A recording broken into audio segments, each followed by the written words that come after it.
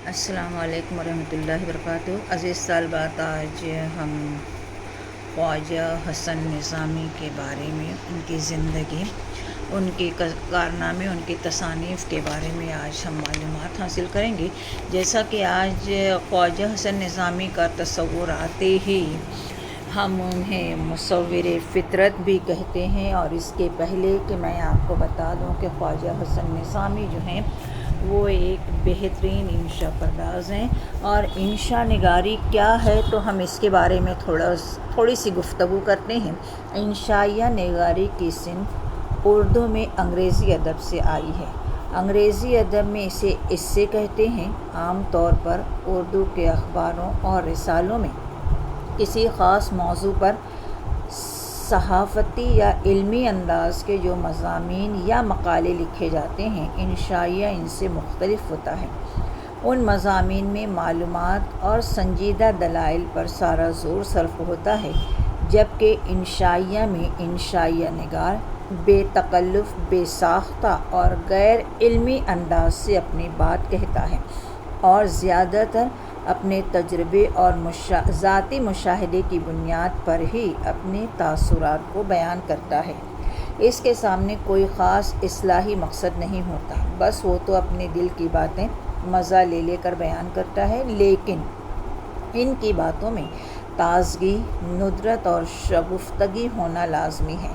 اس کے تجربے زندگی پر ایک نئے زاویے سے روشنی ڈالتے ہوں، ساتھ ہی اس کی اپنی ذات، شخصیت کا انکشاف بھی کرتے ہیں۔ بہترین انشائیہ نگاروں میں عبدالحلیم شرر، فرحت اللہ بیگ، سجاد انصاری اور رشید احمد صدیقی کے انشائیے جو ہیں اردو ادب میں اعلیٰ معیار کے مانے جاتے ہیں۔ ان کے علاوہ بہت سے ادیبوں نے اس صنف پر طبع آزمائی کی ہے، اور عصر حاضر میں نذیر صدیقی اور وزیر آغا نے بھی اس صنف کی طرف توجہ دی اور کامیاب انشائیے لکھے ہیں۔ عزیز طالبات، ہم دیکھتے ہیں کہ خواجہ حسن نظامی، جیسا کہ میں نے کہا تھا کہ ایک انشائیہ نگار ہے، اور انشائیہ نگار کے لیے ضروری ہے کہ وہ انشائیہ، اس کی باتوں میں تازگی ہونا چاہیے، شگفتگی بھی ہونا چاہیے اور ندرت بھی ہونا چاہیے۔ یہ صحیح ہے کہ اس کے نزدیک اس کا کوئی خاص اصلاحی مقصد نہیں ہوتا۔ عزیز طالبات، خواجہ حسن نظامی یہ ان کا نام ہے، اور خواجہ حسن نظامی جو ہیں وہ 1878 میں دہلی کی بستی حضرت نظام الدین کے آبائی وطن، جسے املی والا مکان کہا جاتا ہے، یہ ان کی جائے پیدائش ہے۔ خواجہ حسن نظامی کی جائے وفات جو ہے وہ 31 جولائی سن 1955 دہلی میں ان کا انتقال ہوا۔ آپ کے والد محترم عاشق علی نظامی تھے، اور والدہ محترمہ چہتی بیگم تھی۔ عزیز طالبات، خواجہ حسن نظامی نے 2 شادیاں کی۔ پہلی شادی جو تھی وہ 18 سال کی عمر میں ان کے چچا سید معشوق علی نظامی کی بیٹی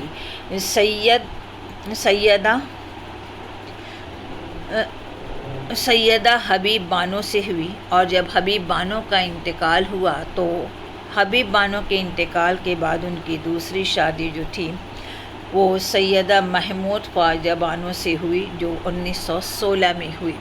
اس کے بعد ہم دیکھتے ہیں کہ خواجہ حسن نظامی کی علمی یا ادبی زندگی کا آغاز جب انہوں نے لکھنا شروع کیا تو یہ یاد رکھیے کہ 11 سال کی عمر میں انہوں نے سب سے پہلے تو خواجہ حسن نظامی نے کم عمری یعنی 11 سال کی عمر میں حضرت شاہ بخش بونسوی سے مرید ہوئے۔ خواجہ حسن نظامی کی پہلی کتاب جو سن 1900 میں شائع ہوئی تھی، اس کتاب کا نام انہوں نے مفلسی کا مجرب علاج رکھا ہے۔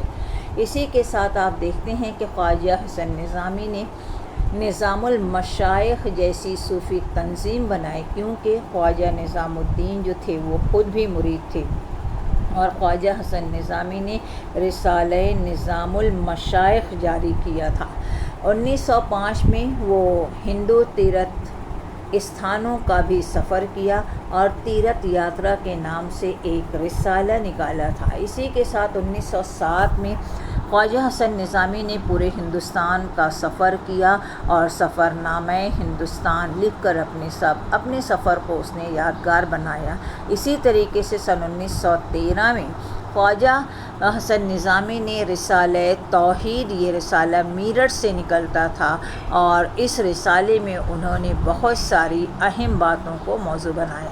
اسی طریقے سے خواجہ حسن نظامی، جیسا کہ آپ جانتے ہیں کہ انہوں نے سفر نامہ بھی کیا ہے، ہندو تیرتھ استھانوں کا سفر بھی کیا، اور اسی کے ساتھ انہوں نے توحید نامی ایک رسالہ بھی جاری کیا تھا۔ اور اسی طریقے سے آپ دیکھتے ہیں کہ خواجہ حسن نظامی نے شدھی تحریک کی، کھل کر مخالفت کی۔ یہ وہ دور ہے بچوں جب یہ ہندوستان کا پرآشوب دور کہلاتا ہے۔ ہندوستان میں آزادی کی لڑائی اپنے زور و شور پر تھی، پورا ہندوستان جو ہے وہ اسی افراتفری میں تھا۔ پورے ہندوستان کے اب ملک کا سماجی معاشی ہر نظام جو تھا اس میں انتشار پیدا ہو گیا تھا، اور اسی وقت خواجہ حسن نظامی نے شدھی تحریک کی، کھل کر مخالفت کی۔ اسی طریقے سے خواجہ حسن نظامی محمد علی جوہر، مہاتما گاندھی، محمد علی جناح کے مخالف تھے، اور اقبال سے بھی کافی حد تک ان کے اختلافات ہوئی ہیں۔ عزیز طالبات، اس وقت محمد علی جوہر کے اخبار ہمدرد کے مقابلے میں خواجہ حسن نظامی نے ایک اخبار نکالا جو غریبوں کا اخبار کہلاتا تھا۔ اسی طریقے سے میں آپ کو یہ بھی بتا دوں کہ نظامی نے نظام الاسلام اسکول جو تھی وہ 1925 میں انہوں نے قائم کی، اور خواجہ گول اسکول 1930 میں قائم کیا تھا۔ اسی کے ساتھ ان کے کارناموں میں اردو کلب جو 1939 میں قائم ہوئی۔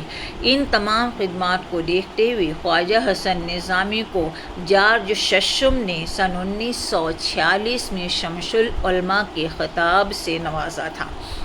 عزیز طالبات، خواجہ حسن نظامی کے دوستانہ مراسم جو تھے وہ اکبر الہ آبادی سے بھی تھے، اور میں یہ بھی بتا دوں کہ نظامی نے اس کے بعد رسالہ توحید جو 1913 میں نکالا تھا، میرٹھ سے جو نکلتا تھا، اس کے بعد خواجہ حسن نظامی نے ایک رسالہ نکالا جس کا نام منادی رکھا تھا۔ اسی طریقے سے آپ دیکھتے ہیں کہ یہ ہندوستان کا یہ پرآشوب دور، جہاں 1947 سے پہلے پورے ملک میں افراتفری مچی ہوئی تھی، جس وقت نظامی حیدرآباد میں قائم تھی، اسی دوران حکومت ہند نے سن 1947 میں انہیں نظر بند کر دیا، اور اس کے بعد وہاں سے آزادی پانے کے بعد جیل سے رہا ہونے کے بعد انہوں نے خواجہ حسن نظامی نے پاکستان کا سفر سن 1950 میں کیا۔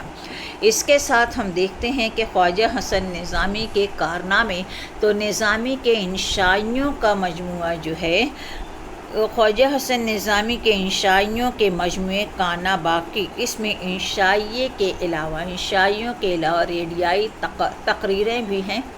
سی پارۂ دل، یہ خواجہ حسن نظامی کی کتاب، جس میں انہوں نے سی پارۂ دل میں خواجہ حسن نظامی نے 134 انشائیوں کا مجموعہ 134 انشائیوں کو شامل کیا ہے۔ ان انشائیوں کے موضوعات تصوف و معرفت سے تعلق رکھتے ہیں۔ انہوں نے اس کی صراحت خود کی ہے۔ دیکھیے ان کے جملے کیا ہیں، کوڈ: میں نے جتنی بھی خامہ فرسائی کی ہے وہ تو محض اس لیے کی ہے کہ نئی روشنی کے لوگ جو صوفیوں کی پرانی کتابیں نہیں پڑھتے، وہ میرے نئے انداز تحریر سے ادھر راغب ہوں اور کیف روحانی سے فائدہ اٹھائیں۔ بقول خواجہ حسن نظامی، دیکھیے حسن نظامی نے اپنی کتاب سی پارۂ دل کو 5 منازل میں منقسم کرتے ہوئے ہر منزل کا انہوں نے علیحدہ عنوان مقرر کیا ہے۔ پہلی منزل کا عنوان انہوں نے بندے اور خدا کے راز و نیاز سے ماخوذ کیا۔ دوسری منزل کا موضوع انہوں نے ذوق و شوق، عشق و محبت، سوز و غداز سے منسوب کیا۔ تیسری منزل کا عنوان انہوں نے عشق و محبت کے اشارے سے لیا ہے، اور چوتھی منزل کا عنوان دین و ملت سے اخذ کیا ہے۔ 5ویں منزل کا عنوان انہوں نے سیاست، معاشرت، تمدن اور پھر تشدد کے تحت جو کچھ کے تحت کچھ اور انشائیے پیش کیے ہیں۔ اسی طرح سے خواجہ حسن نظامی نے اپنی کتاب سپارہ دل میں جو 134 انشائیے ہیں، اس طریقے سے انہیں مختلف حصوں میں تقسیم کیا ہے۔ اسی کے ساتھ خواجہ حسن نظامی نے خطوط لکھے ہیں، اور ان خطوط میں ایک خط جو ہے مچھر کے نام ہے تو دوسرا خط جو ہے جھینگر کے نام ہے۔ نظامی کے مشہور انشائیوں میں بیگمات کے آنسو، جھینگر کا جنازہ، آنسو کی سرگزشت، مٹی کا تیل اور اس طریقے سے تماشا، ٹھنڈا سانس، کھجوروں کی ٹہنی کے نیچے، مصری عورتوں کے متعلق تک ٹوٹل اس طریقے سے انہوں نے 8 انشائیے اس میں شامل کیے ہیں۔ اس طریقے سے ہم دیکھتے ہیں کہ عورتوں کے متعلق انہوں نے جتنے انشائیے لکھے ہیں اس میں پہلا جو آتا ہے پیاری ٹکار، اس کے بعد کھٹکا، تقیے کا سلوک، ہچکی، لیمپ، نقطۂ صفر، سوئی کی لنترانی، مجھے میرے دوست سے بچاؤ، جاٹ کی کھاٹ، مرغ کی اذان وغیرہ۔ اس کے بعد ہم دیکھتے ہیں کہ خواجہ حسن نظامی نے 4 درویشوں کا بھی تذکرہ کیا ہے، اور یہ ان کے انشائیوں کی تعداد ہے جو آج بھی اردو ادب کا ایک قیمتی سرمایہ ہے۔ اب اس کے بعد ہم ان کا ایک انشائیہ جھینگر کا جنازہ، اس کو ہم پڑھیں گے اور اس کے اسلوب اور زبان پر بحث ہوگی۔ Thank you very much.